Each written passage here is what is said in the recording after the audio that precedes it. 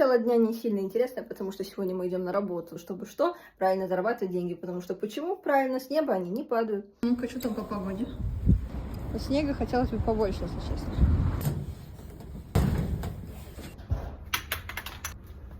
Не успела дойти до работы, как вижу огромный табун людей, выходящих из комплекса, потому что объявили пожарную тревогу. Мерзнут бедолажки, я в куртке, ладно. Я уже думала, на работу идти не придется, а нет. Теперь из-за таких приколов я опоздаю на собрание. Но они сами в этом виноваты. Обожаю. Занимаемся очень интересным делом, печатаем ценники вместо того, чтобы выставлять на выход, конечно. Зачем? Из более приятных новостей мне наконец-то выдали форму. Свою собственную, которую могу теперь забрать домой. Спустя 2,5 года, как я здесь работаю. В принципе, сувенир получен, думаю, можно увольняться. В этом будет классно жарить шашлыки.